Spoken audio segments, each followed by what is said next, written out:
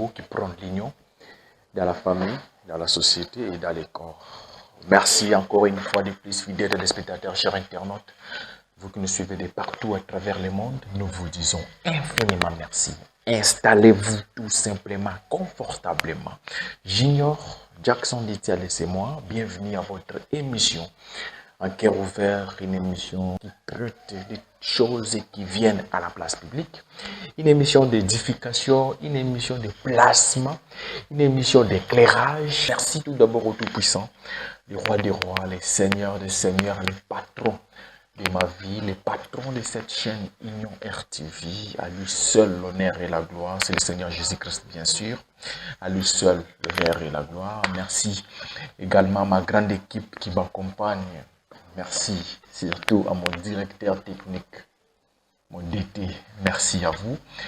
Merci au réalisateur qui est là aujourd'hui. Merci Montréal. Merci à la salle de montage. Nous tournons cette émission dans le bureau. Merci à DRH. Soit Union RTV, nous vous disons infiniment merci. Merci aussi à Bandeko, nous sommes soutenir Bisso de loin. Vous priez à Bisso, vous nous soutenez d'une manière ou d'une autre. Nous vous disons infiniment merci. Sans oublier nos partenaires privilégiés, nos conseillers également, nos conseillers privés de loin, tout comme de près, pays na biso, bon de la rapport na biso, conseiller na biso na matière autocritique à la place publique. Que le Seigneur Dieu vous bénisse richement. Et l'autre kolobela dit 3 petits points rapidement. Bande ko balade biso kolanda biso de partout à travers le monde. Tant bon na biso, to ya kapambate, avec un sujet où les cas qui à la place publique, donc avec un sujet où il faut édifier ba na Nzambe, tu vois également avec un sujet auto-partager rango gaina bino fidèles téléspectateurs besoin kolanda biso peut-être pour la première fois ou s'abonner dans la chaîne Nabisote, abonnez-vous à notre chaîne Union RTV. Ça nous ferait énormément du bien. Likez la vidéo, partagez la vidéo parce que en DT abonnez-vous à notre chaîne. Vous s'abonnez na bamakambo kili ya mokili.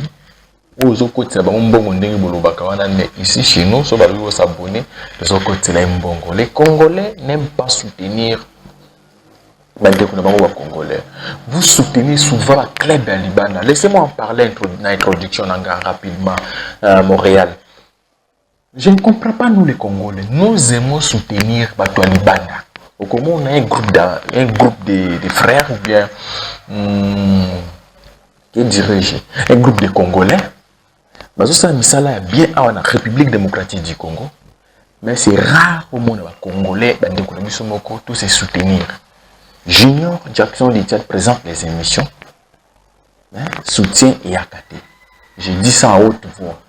Soutien et Yakate. Toutes les émissions sont sur le terrain avec notre propre effort. Effort na biso moko. Tokita na on a terrain. Vous l'avez dit sur reportage place tel. Vous l'avez dit sur reportage place bout. Émission place bout. Avec nos efforts personnels. Ne tokita tout ça là pour nous molanda biso. Je parle, na mandao lobela mingi bande ko bali Congolais bali ba soutenir baninga na ba Congolais pour na. Ba Congolais bossa msala kitoko na République démocratique du Congo, mais c'est rare au monde un Congolais à soutenir moninga les Congolais. C'est rare au monde un Africain à soutenir moninga les Africains, c'est très rare. Ba jeunes lelo beaucoup plus, n'a pas cet exemple moko, beaucoup de jeunes en football lelo, ba fan club de l'équipe, ce côté bango lelo, ba ça beaucoup plus ba fan club de l'équipe. Il y a une équipe à Libanda. Nous allons soutenir l'équipe Espagne, nous allons soutenir l'équipe Italie, nous allons soutenir l'équipe de club au Bango Balibi. Mais c'est très rare aujourd'hui. Au monde, je ne sais pas, je soutenir le club de Congo. Je ne suis pas dans le domaine du football. Mais nous allons soutenir l'émission tout ça. Au monde, nous allons soutenir l'émission à caractère religieux. Comment on doit soutenir ça passe. Mais ce que nous avons l'émission purement politique, soutien Zobima. Et en politique, rien du tout. Nous écoutons tout simplement des informations. Des tournaki, au gouvernement, ou ainsi de suite. Pas de bonnes nouvelles, seulement des mauvaises nouvelles. Parce que parfois la population souffre beaucoup. Mais ça qui mongo l'équipe na frais généraux sans bruit et les gars pas bongo. Oyoka ki mutu moko ça 4 millions que signé na ce contrat moko bo. Les gars moko bo zangi mutu na makolo et l'équipe est bongo. Mais ça nous édifie à quoi? Ça nous édifie à rien. Mais dans ma cambo Italie corps du Christ. Dans ma cambo Italie mambo ko édifier yo. Nous avons l'andanga puis bande ko bo landa biso contribution yakate. Et souvent, il y a des gens également où il y a à soutenir, mais on a des hésitations. Non. Quand je mets quelque chose à vous pour soutenir quelqu'un, hésitation, c'est le diable. Pour soutenir notre soutenir un balamoko. N'attendez pas l'aval de quelqu'un d'autre. Vous attendez l'aval de quelqu'un d'autre, ceux qui ont le soutenir, venez la soutenir. Non. Dans nos Pambola qui avalent la motute. Mais pourquoi nous les Africains nous sommes comme ça? Les Congolais nous sommes comme ça, pourquoi? Dieu te bénit, Dieu n'a pas attendu l'aval de quelqu'un d'autre pour Pambola. Mais pourquoi si vous là, yo Pambola, si tu veux bénir quelqu'un, au lieu propulser, au lieu placer quelque part, il faut toujours yo kaiko ya mutu moko pour tchaye place wana. Pourquoi comme ça? Et c'est un bon pour l'année. Dans les Zambia comme ça que place la majorité à Batou, Bayana est fort, dans bango mon côté, il y a un Zambie.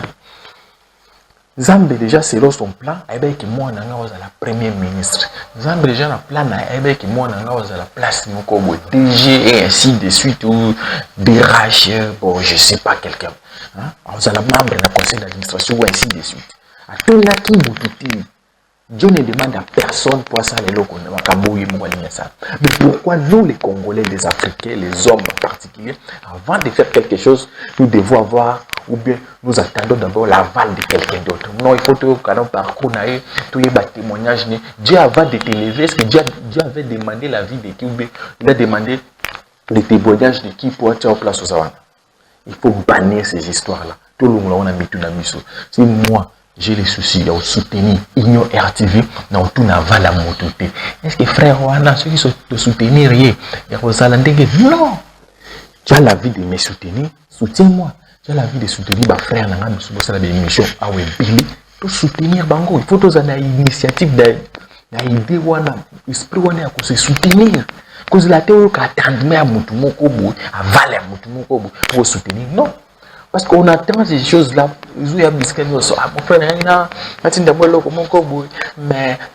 je sais pas, mais il y a Nimi. Le mais là, c'est le diable.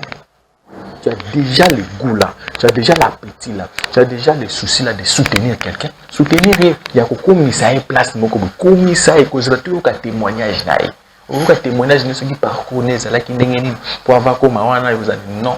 Ça là où ils ont battu la carte pour la moutouana. Cause la théorie que l'autre, mutu moko appelle soit val, non, c'est pas bien. Parce que nous, tout ça là, qui là. Tout passe, tout coule, et rien n'est démère. Nous sommes à mon côté, Boutama, la famille, je dirais la famille présidentielle. Excusez-moi, réalisateur, là-bas, on a l'introduction, parce que ça là, moi, pas si mingi, comme on a bandeko, pour akomisao, asungayo, comme à niveau mokobo, il faut monter un PC aval, ou il faut faire souffrir, voilà, et là, il faut souffrir, il faut nyonga yo, ou les kabetap mokobo, donc il faut, je sais pas, ça c'est quel esprit? L'humanisme, et si soutient la katabatu, il faut faire souffrir d'abord Moutou, pour que ça soit bon, c'est ça aussi un point. Comment tu travailles avec quelqu'un? Parlons-en. Pasteur rebelle, Saïnazab rebelle, homme politique rebelle, Fouta Rabat n'a pas si pourquoi? Pourquoi? C'est anormal, c'est inadmissible. Tu travailles avec quelqu'un au hasard gardien par exemple. Tu travailles avec quelqu'un au hasard cuisinier nayo. Tu travailles avec quelqu'un au hasard sur une femme ménagère ou ainsi de suite. Chaque fin du mois, il faut oser. Vous êtes dans l'obligation à couper ça. Je vous fous un bon monaï. Mais chez nous, nous accumulons des dettes. Et ça bien été. Moi, je travaille avec les gens ici à l'Union RTV. Moi, à Liboso, Mbongo Ekoti. Parce que nous vivons avec ma contribution à Bamisalo, tout ça là. Mbongo Ekoti, non, DG, chien, les non, c'est de l'égoïsme. Nous n'avons pas bon la bisoté. Mon écoute à 300 dollars, écoute à 500 dollars, peu importe le montant que coûte. Donc, aussi diviser c'est l'on de souvent dans la bande. C'est comme ça se passe. Ce qui est qui bon, moi, ma motivation est pour ça. Par exemple, autant, tout le monde a bande de bongo. Vous qui me suivez, vous avez tout travail à rater. Il faut tous un esprit où on est à Kosunga Bato. Koulingate Kendeko a fait souffrir Kaka na Musalamo Kobo, c'est pas normal. Bon, mon tout wapi. L'esprit humain. Donc, l'humanisme qui est wapi, tout sungana, tout ça boulam, tout futa banyongo, tout ça la boulam ya makambo, parce que boulam la biso et ko aider biso plus tard. En parlant de dettes, oui puis bato mususu ba côté ça bato ba dette mususu o ezalaki ya bangote. Bato mususu a côté so nyongo ezalaki ya yote. Donc à travers yo, ya zuyo a utiliser yo. Je ne sais pas si vous me comprenez. À utiliser yo, de yo zaki quoi canal. Ou les qui les mbongo, mais il y a les mbongo. Yo mon côté de l'autre côté. Il y a des dettes pareilles. Vous allez qui singa na canal moko boy, ali ya mbongo na mutu nanga. Imaginez de la responsabilité na et ça ils ont na mutu na. Alors que l'intention na ozaki na idée ba beti. Il a proposé au marché qui est allé le côté ça les a boé. Oh yemoko déjà l'intention est dit que le qu'on a dans ça là ils ont escroqué mutu mais na escroquer on a canal là nani. Bon na mon canal là frère junior on a ça sérieux boto les cachier. Bon moi ça des missions là boé bisomo ko boza. Bon frère junior opé même ami pe et côté peka il peut côté kana masolo ango bah il faut escroquer na mutu frère junior. Bateau va bien information, bateau va bien vérité, et la vérité restera toujours la vérité.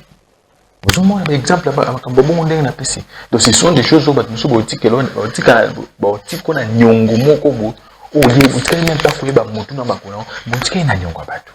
trois points rapidement. L'actualité est tellement ébélée, fidèles téléspectateurs, chers internautes, encore une fois de plus, installez-vous tout simplement, confortablement. Je sais que vous êtes bien installés.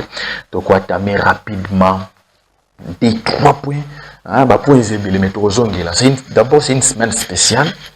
Semaine spéciale. Aujourd'hui, le 28 juillet, au moment où nous tournons cette émission.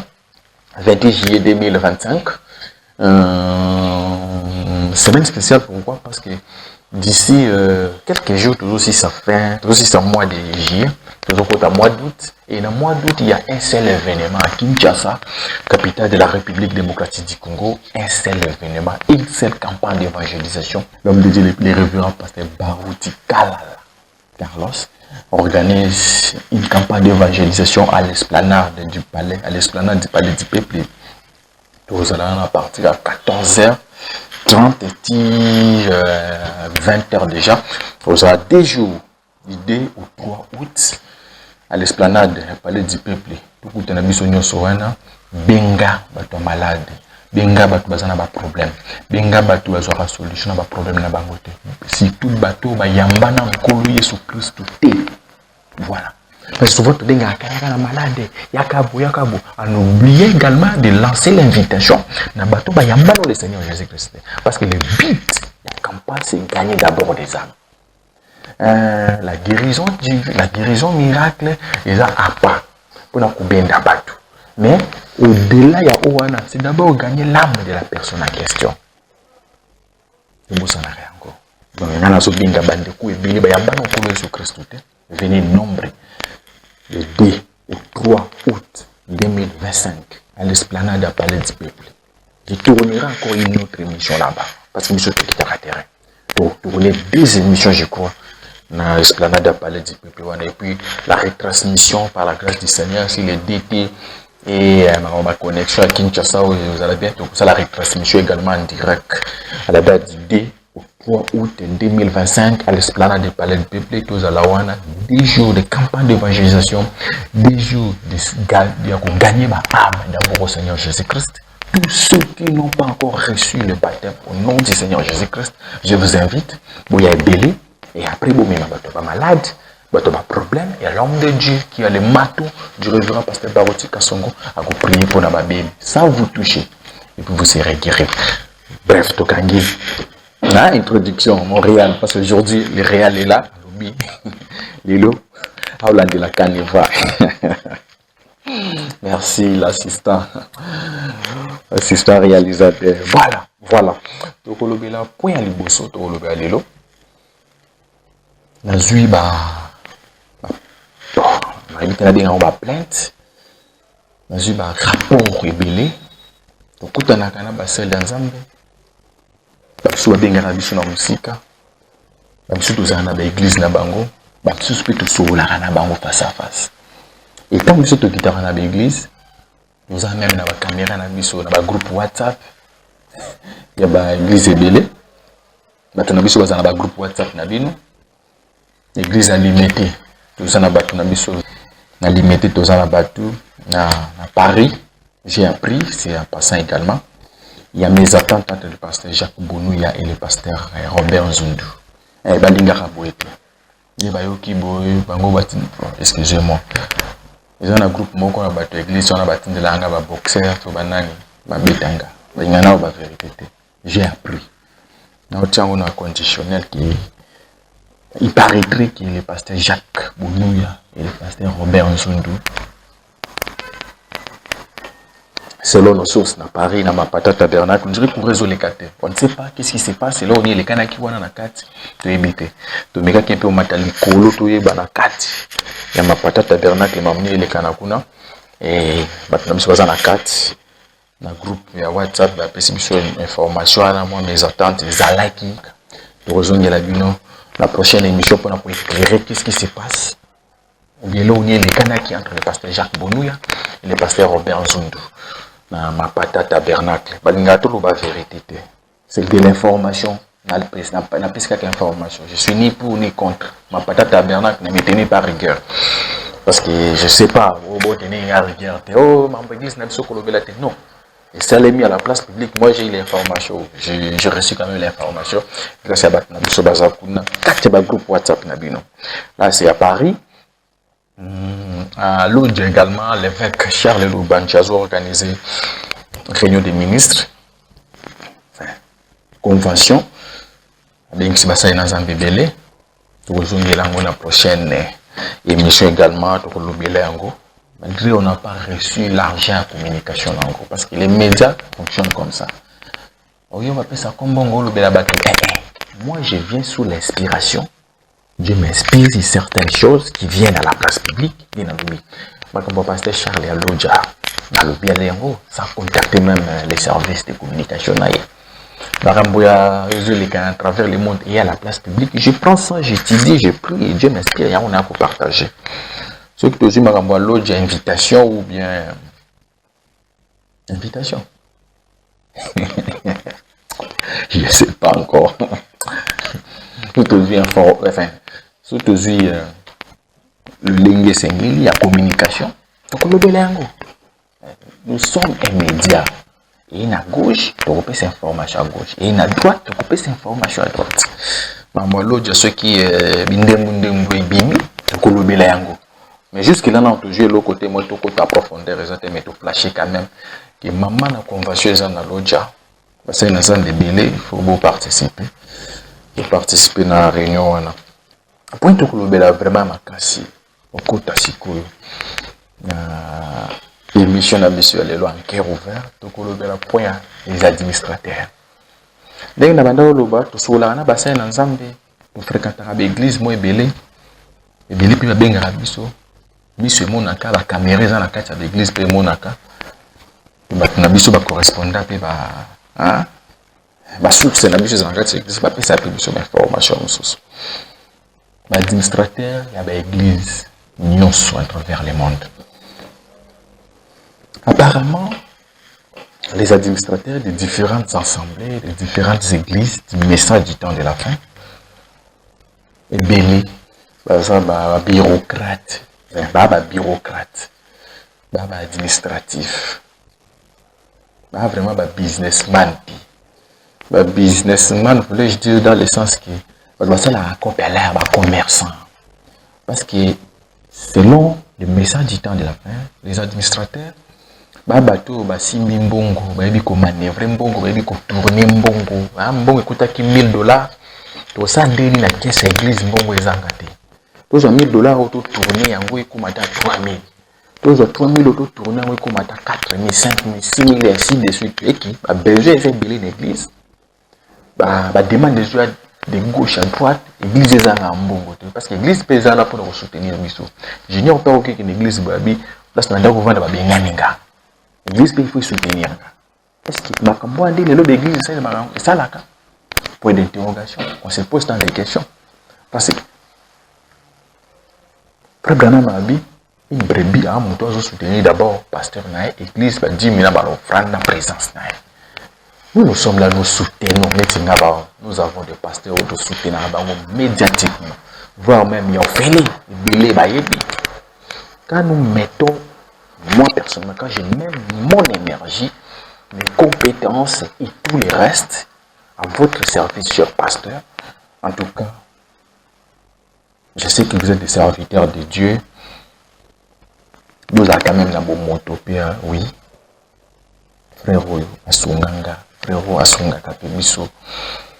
Pourquoi je parle ça Montréal, je ne sais pas. Frérot Asungaka Pebiso. C'est l'anga service, toi c'est la rabiso service. Nous soutenir.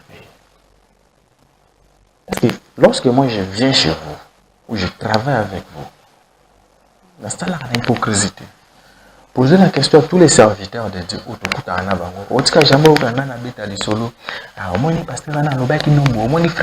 C'est pas ça. C'est pas ça. Parce que je sais que un jour je répondrai à l'acte non posé. Et on a tombé dans la banzela.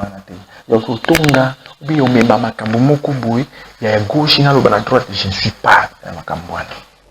Tous les pasteurs, soit nous parlons de la parole de Dieu, soit nous parlons de l'émission, nous parlons ainsi, on s'arrête là. Ma gauche, ma droite. Non, moi je suis un dépôt. Je connais beaucoup de choses. Il y a un peu de gauche, ou de droite. Non, pas du tout. Ici, je me libère. Et si je demande à tous les serviteurs de Dieu, tant que tu as la compétence, tu as la service, tu as prêt à ministère, à l'église, en tout cas, veillez quand même. Veillez quand même. Veuillez quand même faire quelque chose en retour. En retour, veuillez quand même faire quelque chose parce que cela nous aidera également. Nous avons des pères de famille au travers un bango. Il faut besoin quelque chose et il faut.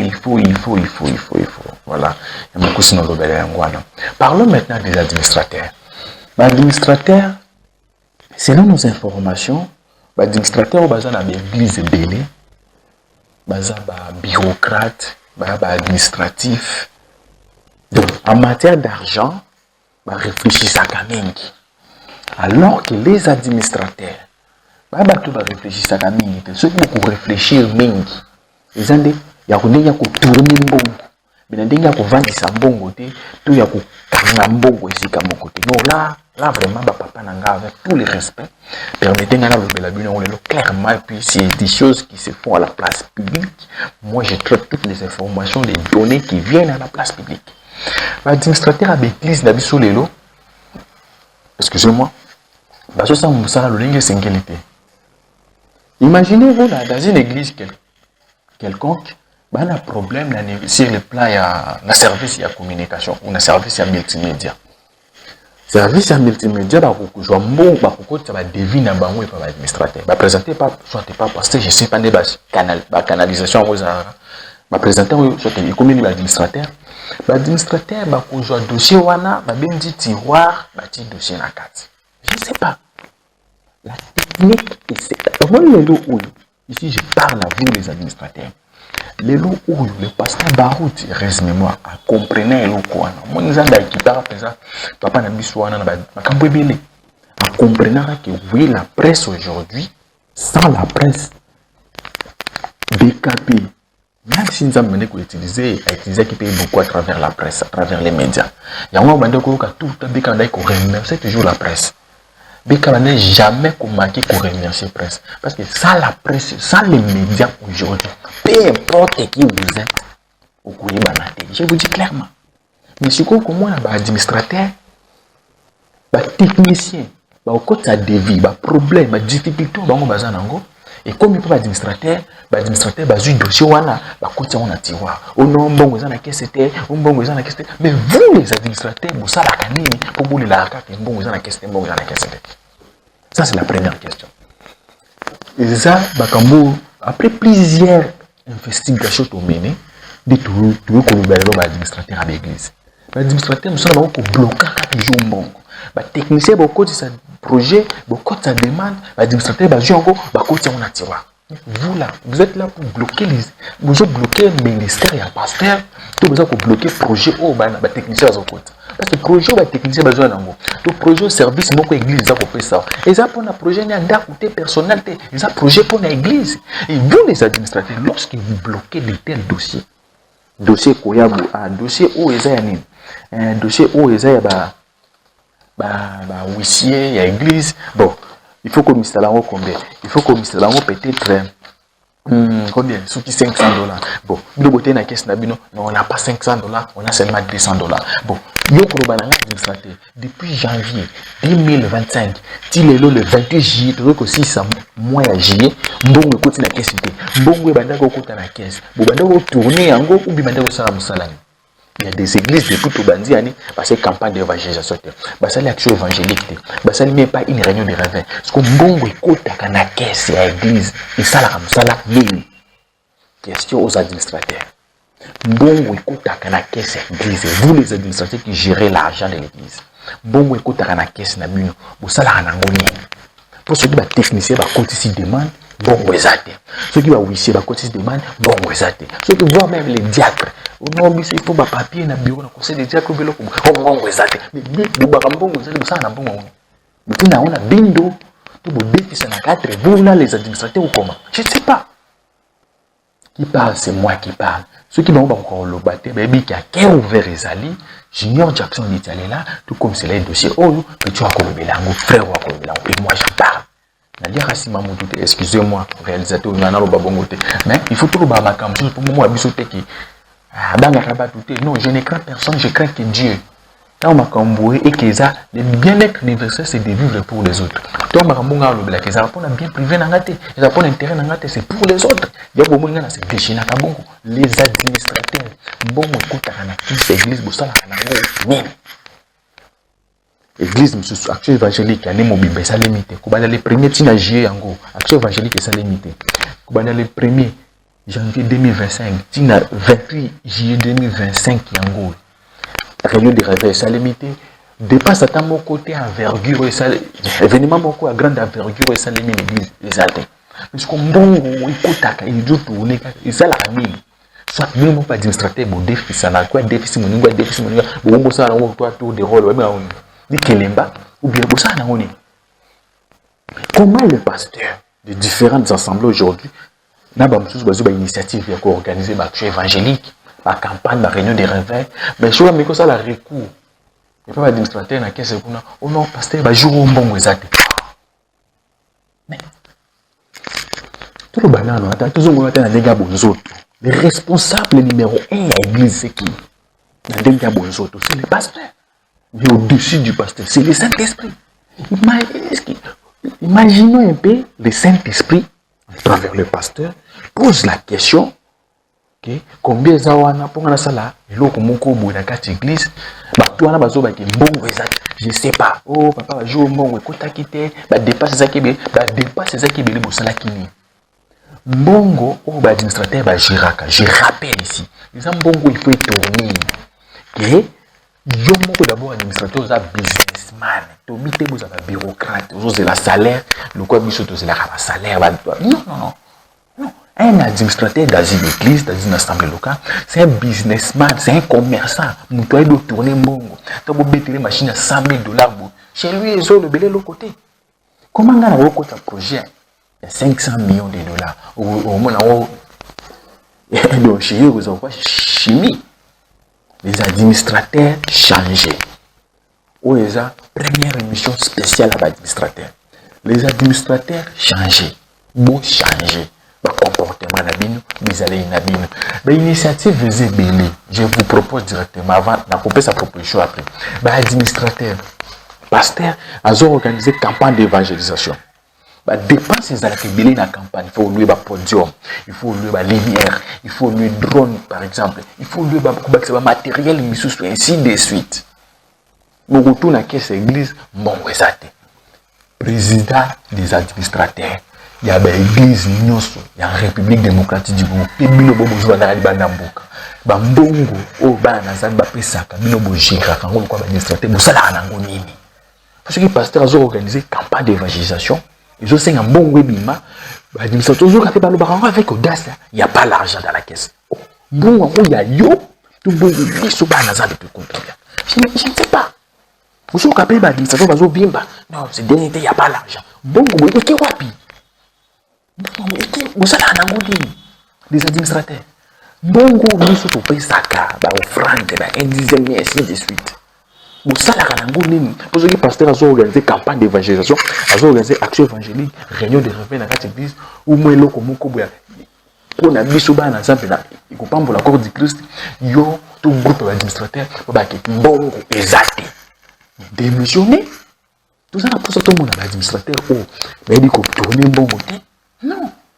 Depuis janvier, le 1er janvier 2025, si le fin du mois, 28 janvier, 28 février, 28 juillet 2025, tout le monde a caissé au bon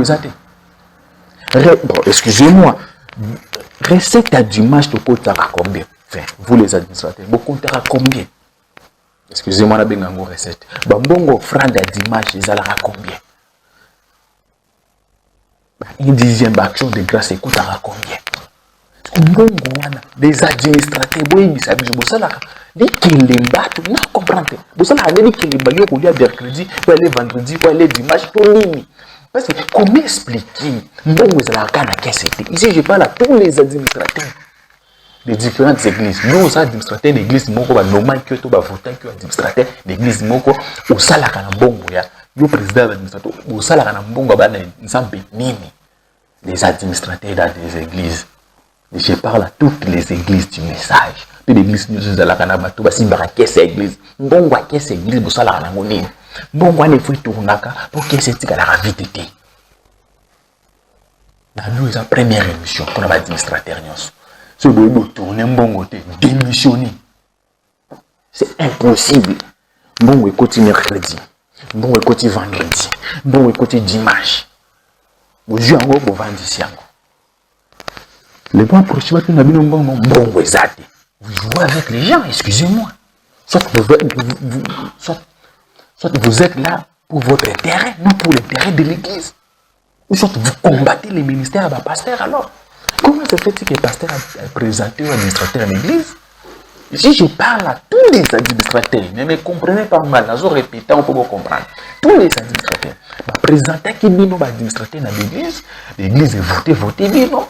Mais aujourd'hui, 7 mois après, qu'est-ce que c'est pasteur organisé campagne? Bon, il n'y a pas de dépense à mon église, au pasteur a bakate, tout business ni au salaka, au tourner bon. Je ne sais pas.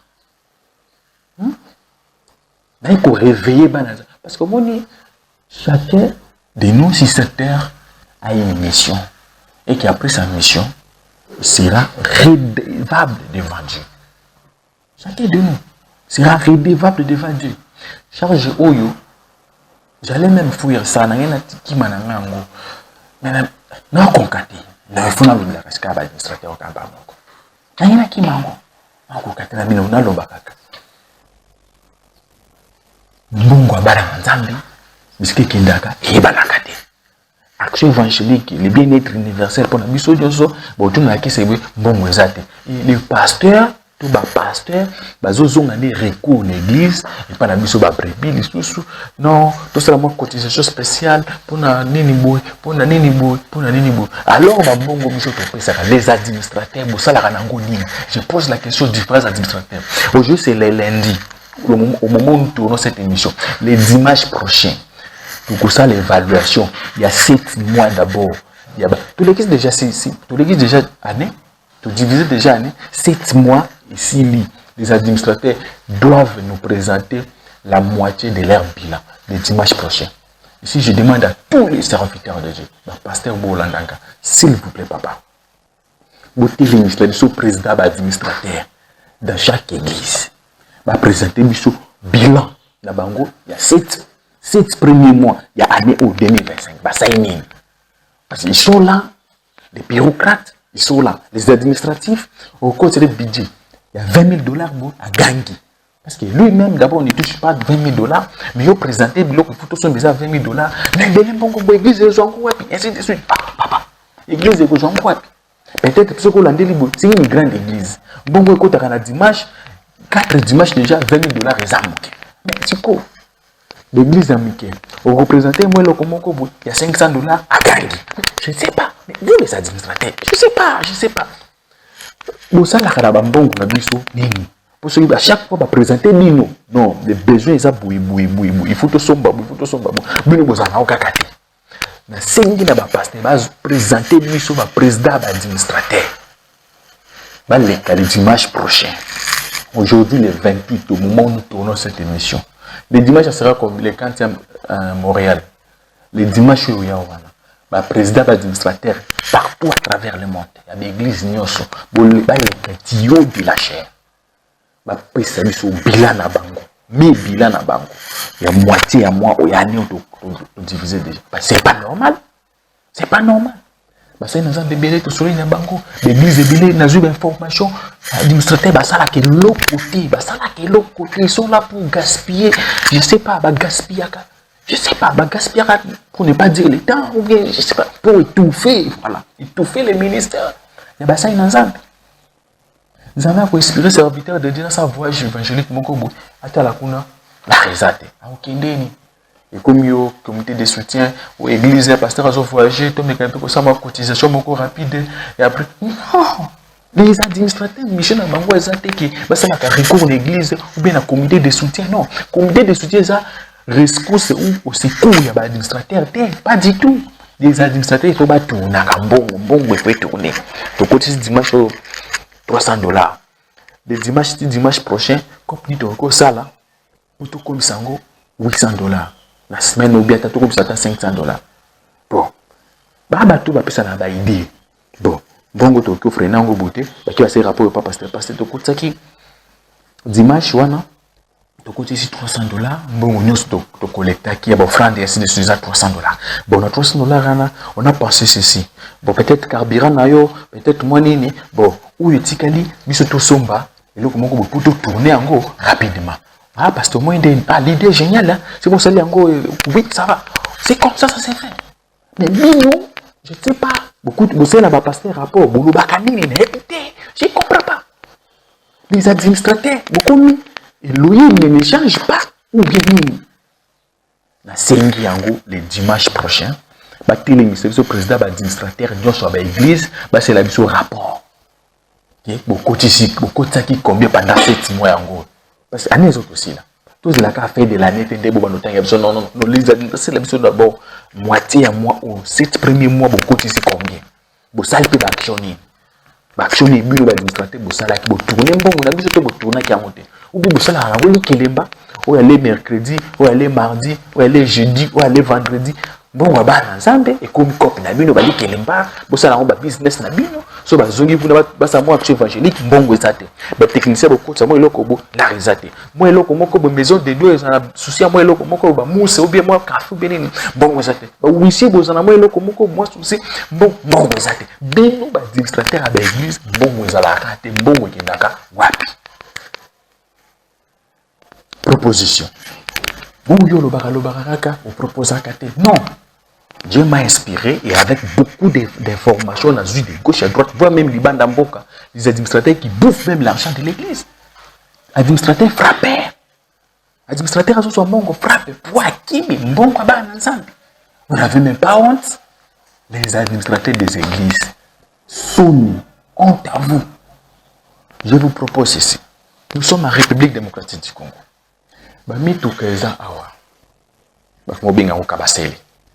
Je propose dans ma grande église, si les administrateurs là réfléchissent à ça, mais vous avez peut-être limité, excusez-moi. Ceux qui va réfléchir ça, quand on va bon, dès ça c'est l'église n'a pas de mounène. Nous en avons par exemple le Tchango. Tout somba 4D ça et 7 to Tchango direction Tchango. Batona bayaka na Tchango, ba bribi na biso ba uta Tchango ba futa par exemple 2500 de dimanche. Biso to tcha transport aller-retour 3000 francs. Aller 1500, retour 1500. De telle place ti Tchango na Souka, Kinshasa na Souka. Ça va aider beaucoup de peuples de Dieu. Donc, vous avez mis tout cas, vous comme église là, vous avez travaillé peut-être dans le transport à Tchango, dans la destination église là, peut-être l'église de Bélé dans la limité. Vous avez limité qui Kinshasa na Souka. Combien ce qui 1500, attends 1000 francs. Pour nous que charger les nabana na Zambité. Moi na Zambie qui na ko ma 7 heures noté manare, nous toute église na biso ko et ko créer peu d'emploi. Et vous créez emploi, vous avez 2-3 frères, mon chauffeur, mon receveur, nous sommes contrôleurs. Vous PCP emploi. On a proposition nos salles. Si vous avez mis tout le monde, et vous créez emploi, et vous comptez bon régulièrement. Vous savez si vous avez mis tout le monde, derrière l'église, vous avez une relation avec PCR, vous avez une relation avec colonel, vous avez une relation ainsi de suite. Il y a une église telle, pas du tout. On a proposition à l'ébosso. On a côté à transport. Proposition à Mibale. Et ça va mailler de comme kama ah non va mailler pour ne pas citer l'air non publicité. Église est mieux qu'on fabrique maille na comme église. Vous salez ba citerne na bino, vous salez l'eau comme ya bien, vous filtrez maille bien, vous savez marambona tout bien, vous savez ba bouteille wana bien comme église. Vous check les na bino na comme église, maillot na comme église. Et puis, vous avez peut-être 500 francs. Si vous avez 450 millilitres, vous avez 600 millilitres. Je peux voir une bouteille de là-bas. Des hommes musika. Ils appellent la logotika. Vous avez une bouteille de 450 millilitres sur centimètres. Vous avez 500 francs peut-être. Vous avez la bouteille de combo église. J'ignore J'ignore combattre un pasteur. Je ne combats pas de pasteur. Ici, je propose aux administrateurs. Voir même ma pasteur. Si l'idée est bonne, vous savez, vous avez besoin. Il y a des besoins de besoin d'idée mutuka. Besoin de mituka, ba DCC, tu vas bien au kabasel. Tout va bien bis. Vous avez qui par exemple, ba côté hyper. Vous avez qui va Selembao. Vous avez qui de Kotaka boulevard. Vous de par exemple rond-point Willery. Boulevard, na transport boulevard, na gare centrale, moi demi-terreté. Vous avez comme église d'Abino du Bossouana, vous avez Kandami Tukanos, vous avez un tronçon, vous avez des lemba, vous avez des pompages, vous avez des wapi. Vous avez ceux qui va course à côté, on est à 2500, vous avez 1500. Les a combien? Et quoi aider? Et puis combien beaucoup ça là? Les administrateurs, beaucoup ça combien? Beaucoup générer combien? Ils demandent à besoin d'un côté. Vous savez par exemple, moto. Je ne sais pas, moto, côté moto, c'est au risque. Dans exemple, il y a maille. Il y a maille, une bouteille à maille bien comme église, bien purifiée, bien traitée. Au lieu de bouteille, il y a une bouteille, 500 millilitres, bouteille 6 ou bien 700. Il y a un de président, 500 francs. Tu vas se faire en haut. Vous avez proposition, c'est que créer des emplois parce que les îles doivent créer la fabrication de maïwana. Vous recrutez des frères dans la carte église. Vous avez la purification, vous avez la bouchon, vous avez la banine et vous créez des emplois. Mais pourquoi les églises aujourd'hui ne veulent pas créer des emplois? L'église veut créer des emplois pour l'année. Vous créez des emplois. Les administrateurs, toujours à vous, non pas pasteur à l'église, non proposer binonios. La possibilité déjà moyen de transport ba mituka ya mbe na pesi ba mai auto mo ba tuso on fabriquer on sur église fabriquer pe mai na kombo c'est fabriquer pe mai na kombo église za mabete ya misato wana possibilité na domaine na transport tu mituka mi balé na domaine sur na tsanwa sanitaire ou bien nene ba ya mai omela ya misato alors que nous sommes créer zani. Vous allez dans l'environnement, puis dans l'église, wana, place que vous allez. Et là, on est sur Bamaka, moi, mingi. Moi, je suis moi, bonbon, moi, biscuit, moi, nini, moi, on est bonbon, tu on a rapidement. Vous créez là, comme beaucoup de bandes d'église, wana. Qu'est-ce qu'ils ont dit? Vous allez de tout, on a mis sur le à moi, mingi, tu ça, la moi, mingi. Église, est chargée. Soit maman, moi, c'est président, y a l'administrateur, moi c'est le président de la diacre, à recruter 2 ou 3 mamans, à dire bon ça va. Donc ça le restaurant mon propre place sauté. Restaurant propre. Donc bêtiment restaurant mon propre, il y a propre place au yo. Maman là bas pour nous biola bas des biola bas au kalinga bi. Allez, bêtiment restaurant wana. Kaka ba mibali na bino. Ba papa, ba diacre, na biso ba frère, on tozana no célibataire. Donc quoi on lia na ba restaurant wana. Ma beza wapi. On a proposé côté ba maman, pas les arabes aujourd'hui ça va côté ba papa, côté ba maman. Pasteur, administrateur, vous savez nous comment pour nous aider puis ba maman. Ba même aider puis ba ça chômage, ba ça pour ça la tête. Et pour aider puis ba moi et pour épargner ba moi plutôt na makambo mosusu. L'exemple ça tellement ébélé, on a qui kutanga ngo awa. OK, jamais pasteur ce que vous en a pour ça mbongo prochainement administrateur ou wane ki mbongo ezate. Si d'abord excusez-moi, c'est de l'impolitesse. Sur le plan physique, c'est lui le responsable. À tout niveau, je bomba bongo ezate ou bongo ezate. C'est inadmissible. Excusez-moi, c'est de l'impolitesse. Parce qu'il y a personne bongo yo lo tourner, yo zo bane bongo ezate. En résumé, na makambo na kozongela ngo. Na makambo administrateur, vous changez. Vous changez. Le lingue na bino ko travailler. Vous changez. Le lingue na bino ko mona makambu. Ba dossier belé botina ba tiroir, bo bimisa yango na mesa. Bo libérer. C'est tout côté ba technicien, ba huissier, ba service union soit quatre églises, ils a collé là. Qui sont au côté du dossier na biso, ba administrateur ba répondre à côté. Sur au côté du dossier na biso, ba administrateur ba répondre à côté. Mino ba administrateur beaucoup ba nani na quatre églises. Si vous continuez, bon, moi je demanderai à ma pasteur, on va vendre ça bino noso. Parce que beaucoup de monde, moi beaucoup de la quatre églises. Je suis administrateur. Aux frères, aux vimba Adem, aux frères. Aux frères nangai. Aux vimba Adem. Non, aux frères. D'un côté spirituel, boza te ba bino kwa côté mbongo. To côté mbongo ngope, on le botourna mbongo, botourna api mbongo pe. Msala na bino na kati l'église ezani. Na moi ba pasteur be ba lancer la campagne na Kinshasa. Na chité par là. Mais na yo qui on dirait ba sali recours et pas administrateur ba bati ba la mbongo te. Ici je demande à ces administrateurs là. Na l'église lancer ba action évangélique pe ba campagne. Ba pasteur ba église on est 5000 mbongo. Ou bisa mbongo eza na kese bo mbongo ezate. Nazo tuna na bino ba administrateur. Avant date ya campagne wana. Nazo senga na bino administrateur. Avant date ya campagne wana, faites quelque chose. Qui parle, c'est moi qui parle. Avant campagne ko kisa et salima. La technicien va avoir un problème, la différence service va avoir un problème. Ça va besoin na bango, ça va résultat, la réponse à ma problème na bango. Ceux qui vous vous, les administrateurs, commençant par vos présidents là, les présidents des différents administrateurs des différentes églises. Je reviendrai ici. Aujourd'hui c'est le lundi. Au plus tard le jeudi, vendredi, na la situation va décanter. Jeudi pour tout musique, mercredi. Au plus tard le mercredi, vous avez que 48 heures. Vous décantez la situation. Vous décantez la situation. Dans l'église, vous avez préparé la campagne, l'action évangélique de partout. Brazzaville, l'action évangélique de Zébili. Mais Kinshasa, n'en parlons pas. L'église, vous avez préparé. Et là, on bien pour les corps, dans les corps du Christ. Et qui va passer à des recours. Et pas l'administrateur, il va bon et il va passer à la brebis. Et puis, il va la communauté de soutien. Mais l'administrateur, il faut vous faire quelque chose. Sur vos salités, moi je reviendrai ici avec des nouvelles informations, avec des nouvelles émissions pour la couper ça. Pourquoi c'est là que nous sommes là parce que ce n'est pas normal. La carte déjà n'a pas de d'informations. Ceux qui n'ont pas parce que les administrateurs de différentes églises, il y a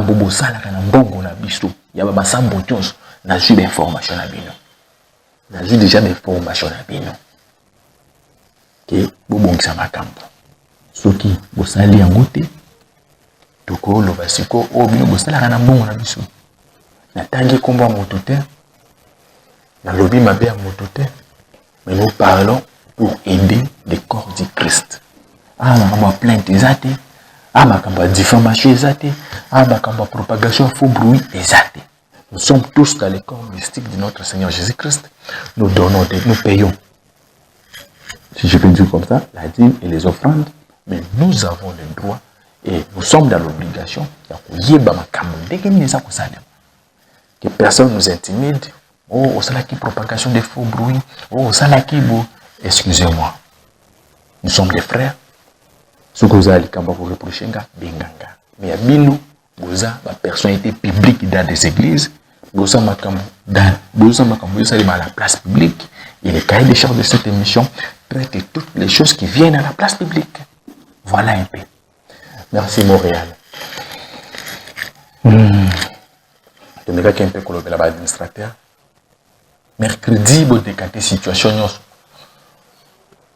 Mercredi, c'est combien? Aujourd'hui, le 28. Le 30 juillet. Mercredi, vous décatez situation. Parce que les jeudi, vendredi, samedi, dimanche, nous en terrain. Pour toujours une nouvelle information. Donc,